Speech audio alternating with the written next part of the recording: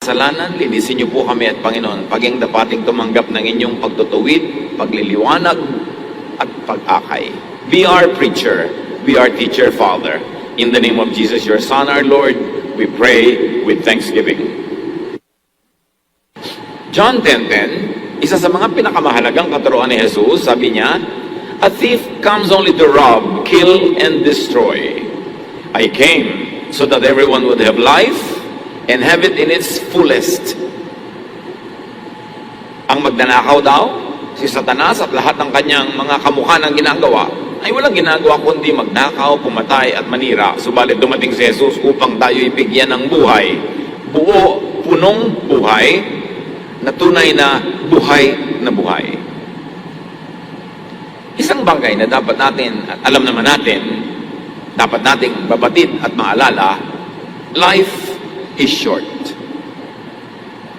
Maiksi ang buhay. Psalm 90 verse 10, we can expect 70 years or maybe 80 if we are healthy. Suddenly our time is up and we disappear. Yun lang daw ang buhay, 70 taon, yun ang pinaka dapat asahan lamang. At kung malusog, 80. Kung sobrang pinagpapalay, madagdagan pa. Pero meron namang 7 pa lang or less ay sumasakabilang buhay na. So niya, bigla-bigla na lamang na deadline na natin, tapos na, at tayo'y mawawala. You have limited time on earth. Job 14:1-2, life is short. We are flowers that fade and shadows that vanish. Sa kaiksian ng buhay ay para lang daw tayo mga bulaklak na namumukadkad sumandali at pagkatapos ay naluluoy at nawawala. Psalm 144 verse 4, we disappear like a breath. Nawawala tayo na parang hininga. Hindi mo na mahanap kung saan napunta. So you and I, you have only one earthly life. Isa lang ang buhay dito sa balat ng lupa. Hebrews 9:27, we die only once, and then we are judged. At sa judgment na yun, hindi lamang naging mabuti ka ba o masama, kundi sinulit mo ba ang buhay? Yung ipinahiram sa iyong sandali, sulit ba o nasayang? Naipamuhay mo ba ang assignment mo? Nagawa mo ba ang dapat mong gawin at gusto mong gawin? O dumaan ka lamang nang wala ka man lang naiwang bakas? Wala ka man lamang dalasap na ligaya para kang hindi nabuhay? Because you have only one life, you have only one true self. Isa lang ang tunay mong ikaw. Ang mga tao, maraming balat kayo, maraming kunwari, maraming maskara, pero isa lang ang tunay na ikaw. Psalm 139:13, 15-16, for you created my inmost being, O God, you knit me together in my mother's womb. Kayo po, O Diyos, ang bumuo sa kaloob-looban, kahimay-himaymayan ng aking pagkatao. Kayo ang tumahi, nagtagni-tagni, bumuo sa akin. My frame was not hidden from you when I was made in the secret place, when I was woven together in the depths of the earth. Hindi po lingid sa inyo, Diyos, ang aking buong pagkatao. Kasi kayo ang lumikha sa akin. Your eyes saw my unformed body. All the days ordained for me were written in your book before one of them came to be. At dahil kayo ang lumikha sa akin, kayo ang nagbigay sa akin ng assignment kung paano ako mabubuhay. Kayo ang nagbigay sa akin ng assignment kung saan ako lulugar, ano ang aking gagawin. Kaya para na rin binigyan nyo ng script ang buhay ko kung paano ko ito gagampanan.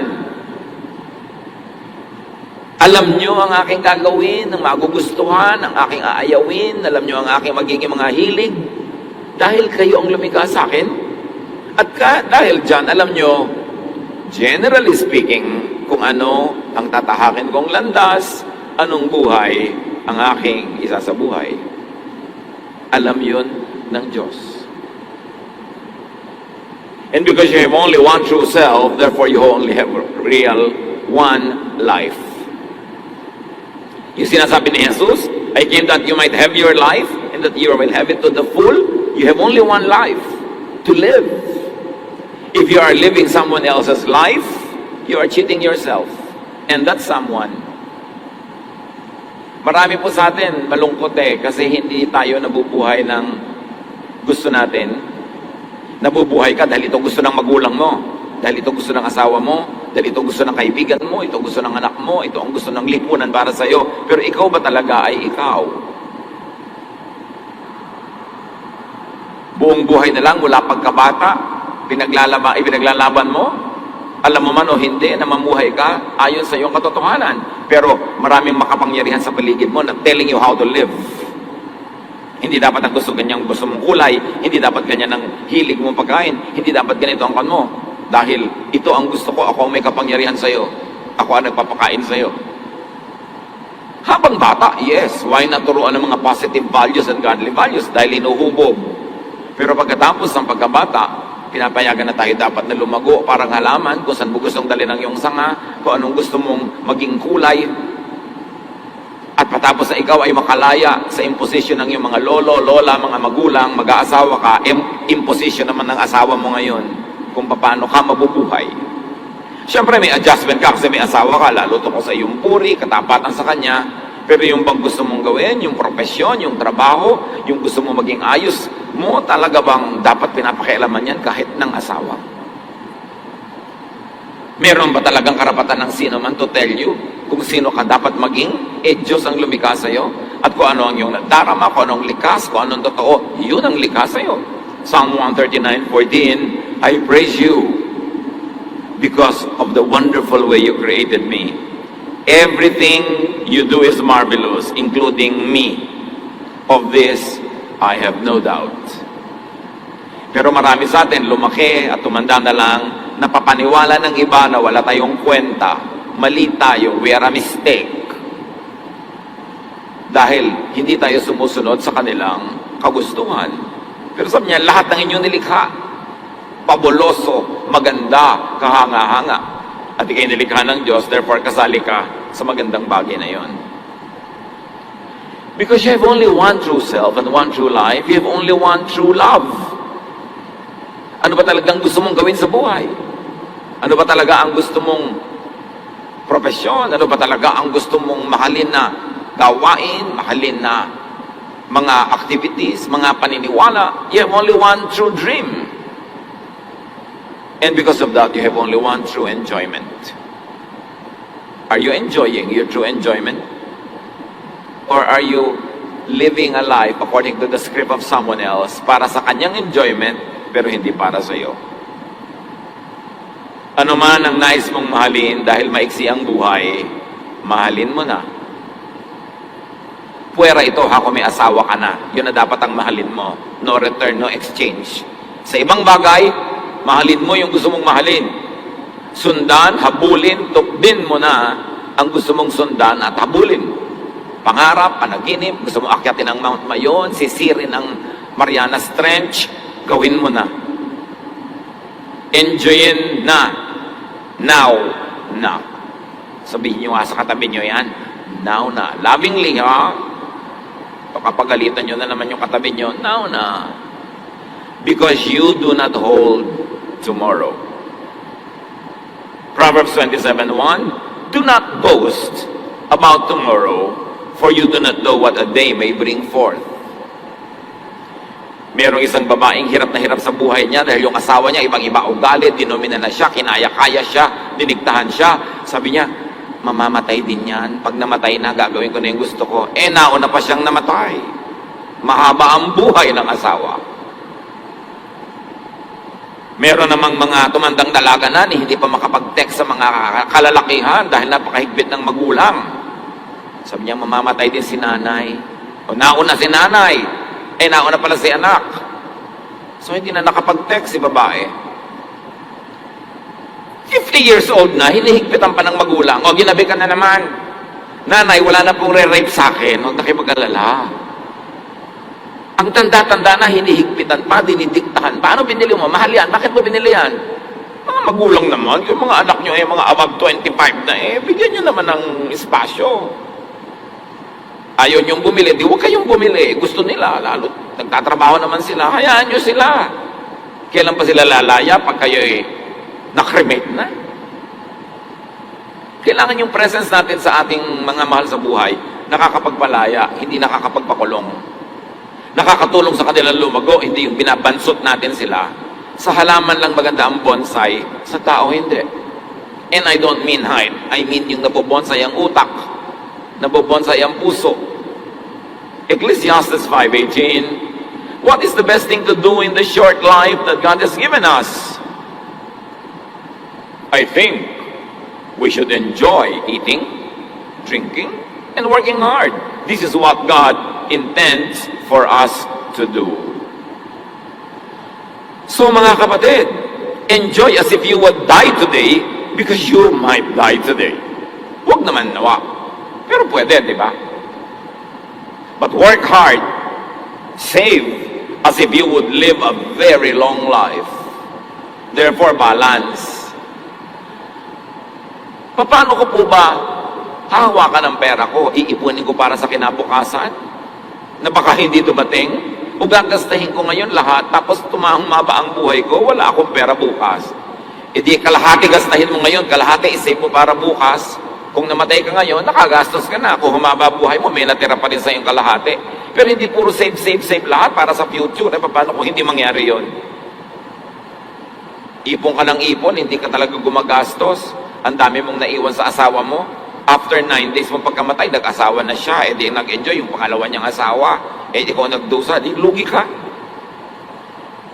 Pero inubos-ubos biyaya mo naman, bukas sa katunganga, humaba pala ang buhay mo, wala ka ng pera. Kaya, nagsisave a little, gumagastos a little, do everything in one day, because this could be your last day.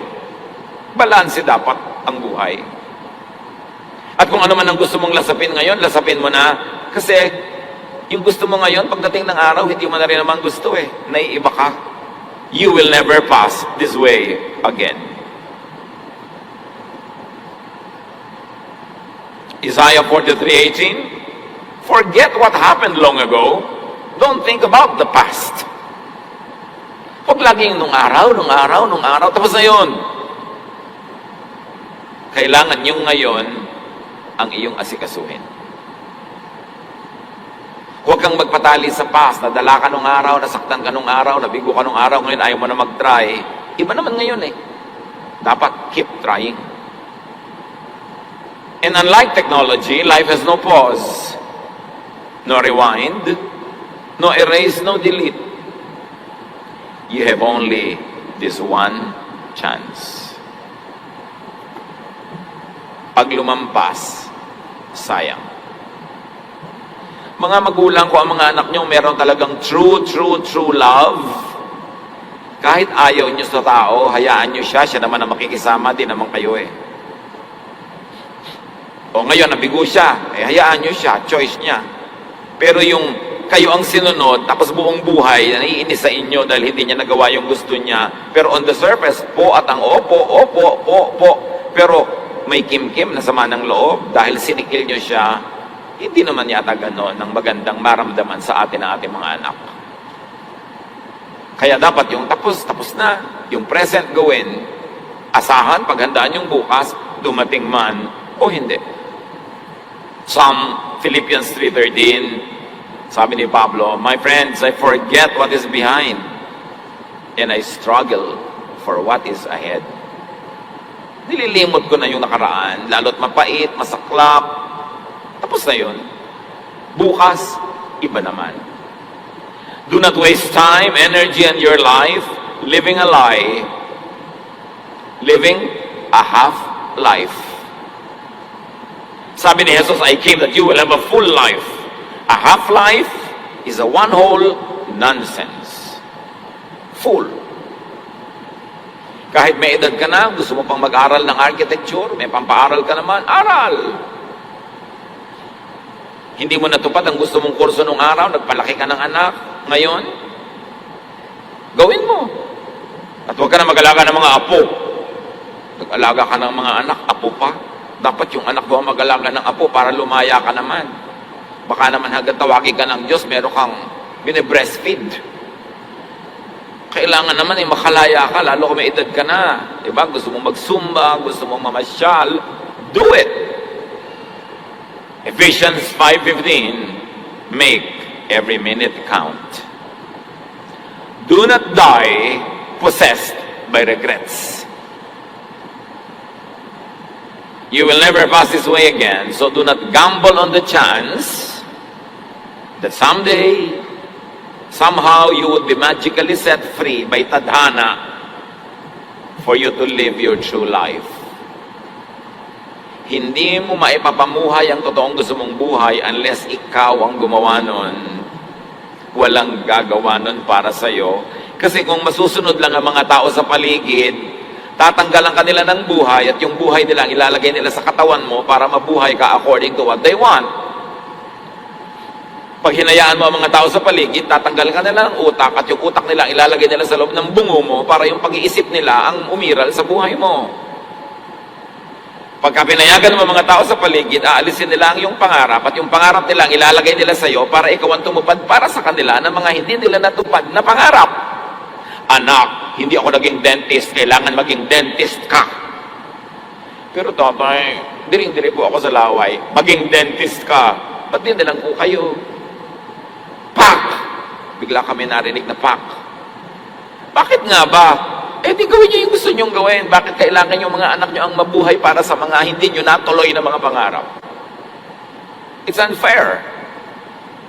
Hindi na nga kayo natuloy, sila din hindi matutuloy kasi ang itinuloy nila yung para sa inyo. Eh ano, gaganti sila sa inyong apo naman.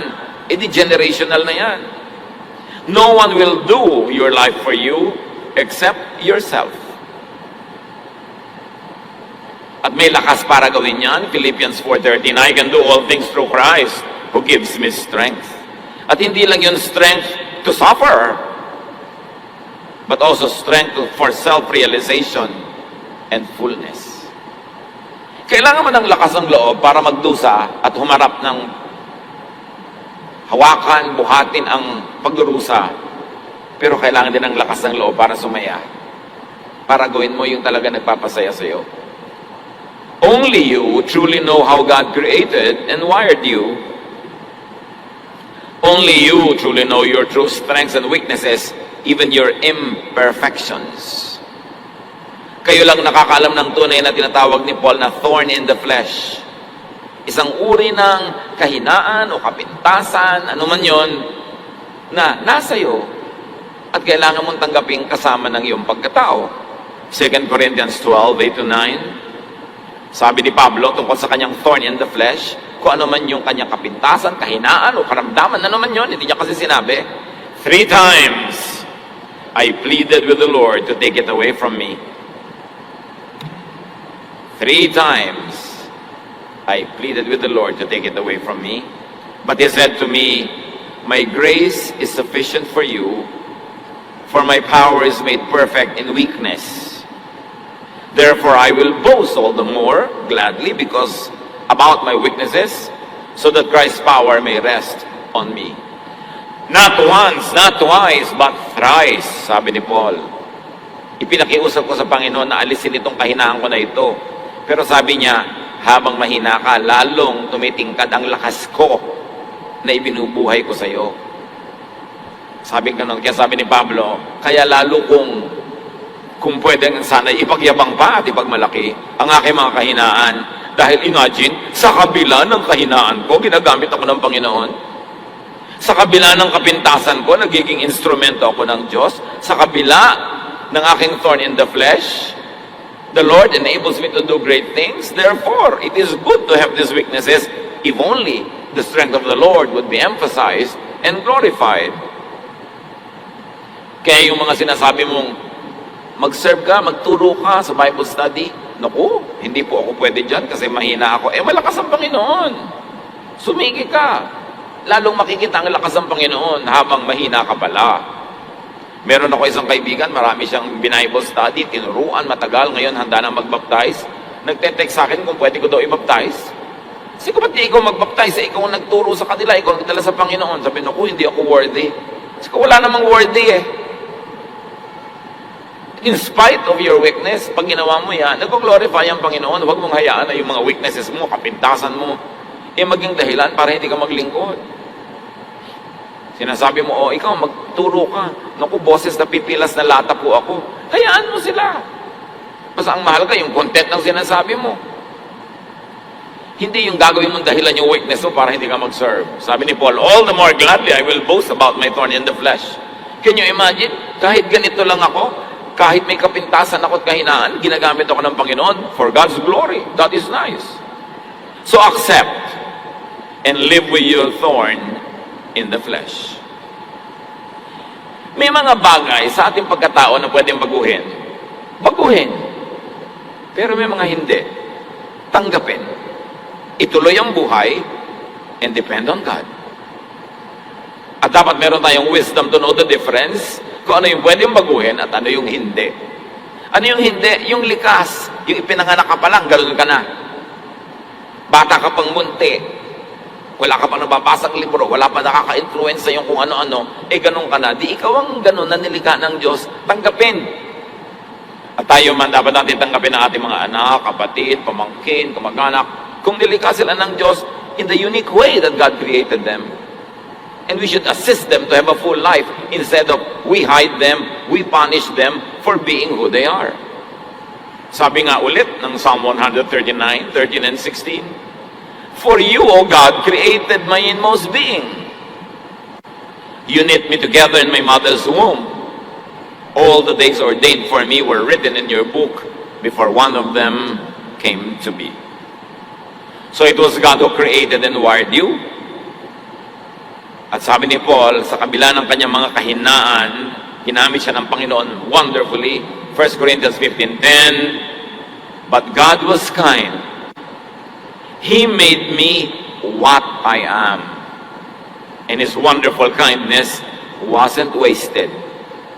Hindi ako nasayang, hindi nasayang ang paglikha sa akin ng Diyos kahit ako may thorn in the flesh. So grow, achieve, serve, in spite of.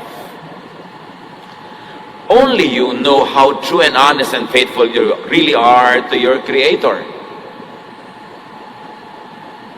to your inborn self, to your true aspirations.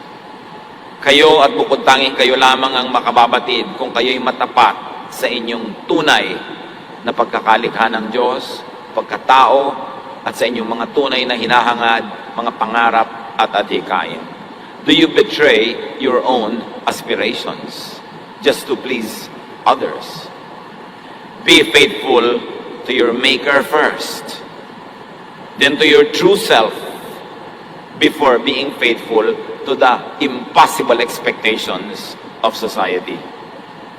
Jesus set you free from impossible expectations of the law, of society, of values of people around you. Galatians 5:1, it is for freedom that Christ has set us free. Stand firm then, and do not let yourselves be burdened again by a yoke of slavery. And this is slavery to the law, to tradition, to the expectations of society. And don't be a slave. Live correctly, exercise your freedom, as long as your freedom does not infringe upon the freedom of others. Because your freedom stops when it begins to interlap, it begins to intrude into the freedom of others. But as long as you are not harming others in the exercise of your freedom, Christ has set you free. Stop slavery to tradition, to the religious legalism, slavery to social expectation. Maging totoo sa sarili. Psalm 51:6, surely you desire truth in the inner parts. Sa kaloob-looban, sa puso, sa kaibuturan ng damdamin, ang gusto ng Panginoon ay katotohanan. Ecclesiastes 7:13, think of what God has done If God makes something crooked, can you make it straight? Pwede mo bang ibahin ang likha ng Diyos? Pwede mo bang ibahin ang pagkatao na Diyos ang lumikha? Ang pagkatao pwedeng improvein, pwedeng ayusin, pero hindi pwedeng ibahin apart from its original creation. Pwedeng i-fine-tune, but you could only be the better version of your own true self. You cannot be someone else. Continue to improve within the bounds of your truth, but you cannot be improving in the area where you are not really truthful to yourself. Be freed. Live by the teachings of Jesus. Binabago natin ating ugali para mas maging mabuti tayong tao. Binabago natin ang ating method para mas improve ang ating trabaho. Binabago natin ang ating mga pamamaraan para mas guminhawa ang buhay.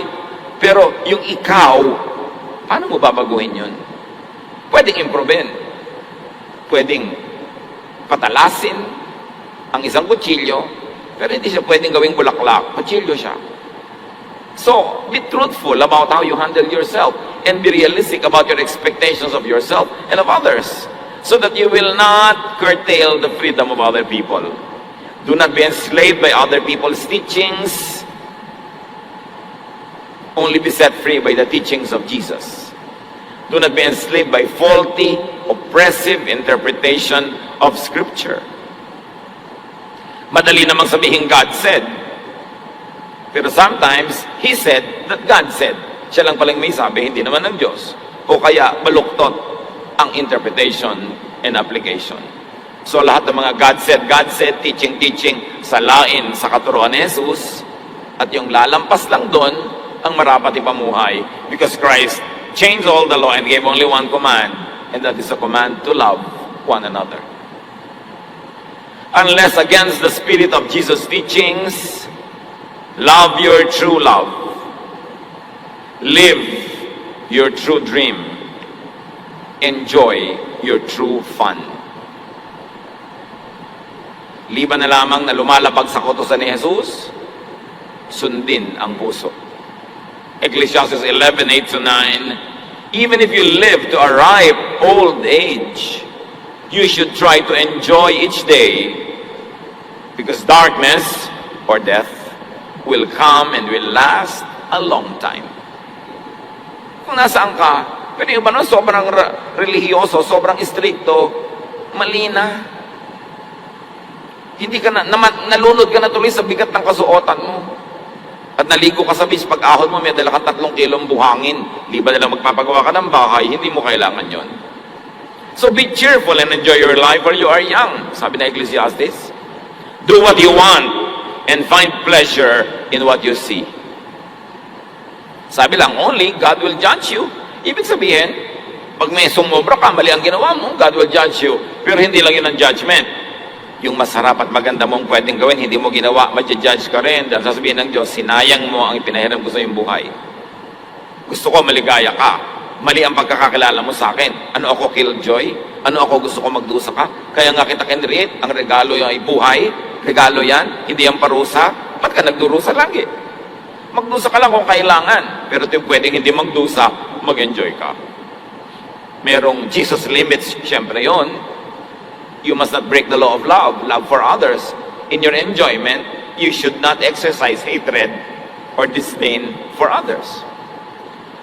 Doon sa tinatawag nating alibughang anak, the prodigal son, Luke 15:12-13, the younger son said to his father, "Give me my share of the property." So the father divided his property between his 2 sons. Not long after that, the younger son packed up everything he owned and left for a foreign country where he wasted all his money in wild living. 99.99999% lahat ng pagtuturo tungkol sa istoryang ito, minamasama ang ginawa nitong anak na ito. Pero hindi naman napapansin ang lahat ng nagbabasa ng Bible. Yung tatay sa storya, representing God, hindi niya minasama ang ginawa ng kanyang anak. Sa katunayan, pag uwi ng anak niya, walang sumbat, walang sermon, dali-dali niyang sinalubong, patakbo pa niyang sinalubong at niyakap, pinasuutan ng sandalyas, ng singsing, ng balabal, nirestore ang kanyang posisyon sa kanyang tahanan, bagamat ini-insist ng anak, hindi po ako naging mabuting anak, gawin niyo lang po akong katulong, huwag niyo na ako sweldohan, pakanin niyo lang ako, mas maganda pang kalagayan ko dito kaysa doon sa labas. The father heard none of it. And the lesson here should be learned from the father, not from the preachers against the son. Dahil sa storya, kahit mula sa bibig ni Jesus, wala tayong narinig na minasama yun. Ang tanong ay ito, was the younger son the one who was true to himself? Kasi may kapatid pa siya, may kuya. Hindi gumasta ni hindi naglitsyo ng maliit na kambing, laging nagtatrabaho, laging correct, laging proper. Pagkatapos ng umuwi itong kapatid niya, galit siya, ayaw niya sumama sa kasiyahan, at sinumbatan niya ang tatay niya. Ang tinutino kong anak, lagi ako nagtatrabaho, hindi niyo man ako pinaghanda kahit kailan. Lagi ako nagsasakripisyo. At sabi ng tatay, sino may sabi magsakripisyo ka? Nandito ka lagi. Everything I have is yours. Anong problema mo? Ba't ka nagtiis ng nagtiis? Itong kapatid mo, naligaw. Ngayon umuwi. Magsaya tayo. Sabi ng tatay.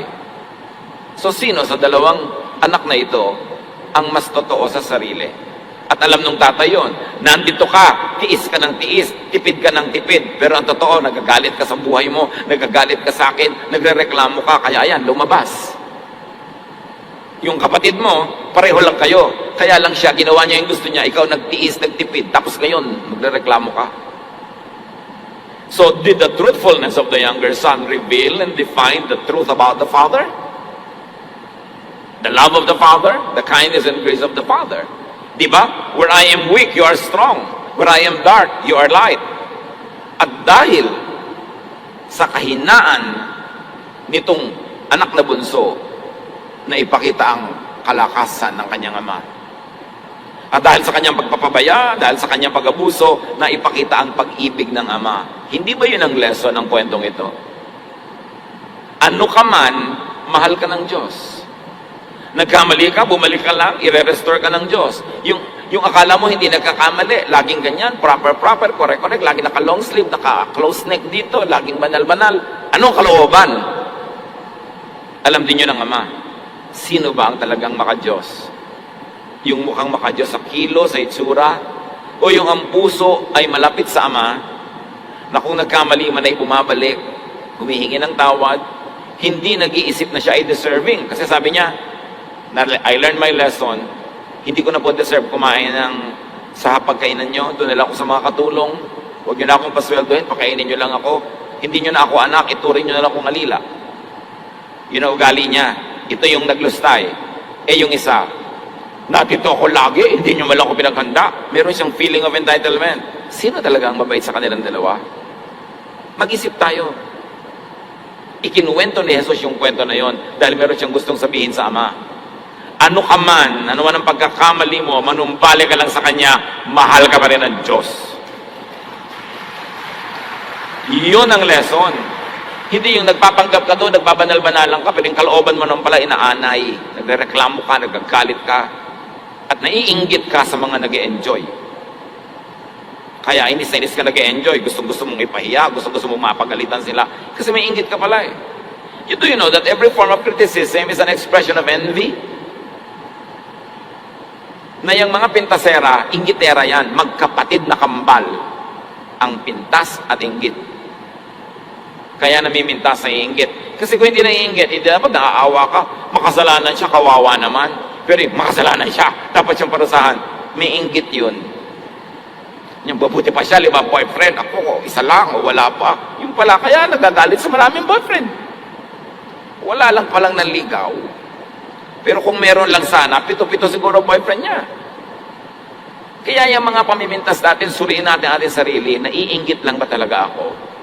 Kasi kung totoo akong banal at matuwid, hindi ko dapat pinipintasan yung nagkakasala sa tingin ko. Dapat ipanalangin ko sila, mahalin ko sila. Hindi ko sila dapat ipahiya, bukuhin. Pero gusto ko silang saktan kasi nasasaktan ako dahil nag-enjoy sila, ako hindi. Suriin natin ang buhay kasi sasandali, sayang naman kung uubusin mo sa inggit sa kapwa. Di ibuhay mo yung buhay mo. Kita nyo yung younger son? He lived the way he wanted. Obviously, it was not the best decision, but the father loved him nevertheless. So live your true life. Do not make others live your life for you. Ito, bigyan nyo ng panggastos para mag-enjoy. Baka naman kaya ang puti-puti ng buhok, walang pampakulay, bigyan nyo ng budget. Lima na lang gusto niya talaga, yun ang buhok niya, pero yung iba, wala lang kasing budget. No? Lola, ang ganda naman po ng nail polish nyo, black pa, napaka-passionista nyo. Hindi black yan, anak. Patay ang kuko ko. Katatrabaho dito sa bahay. Dapat naman mag-enjoy na, lalo kung naging magulang, doble-doble kung naging responsable at mabuting magulang, pasayahin na natin sila sa kanilang mga nalalabing panahon. Sa bagay, malay nyo ba, baka mauna pa tayo sa kanila, sino ba nakakatiyak? Pero dapat, sulitin ang bawat oras. Do not let eternity and do not let religiosity rob you of your God-given today. Today is cold cash. Yesterday is a spent check. Tomorrow is only a promissory note. You don't know if it will become cash. Only today is your cold cash. Don't waste the moment. Live your complete one life. It is high religion. It is great spirituality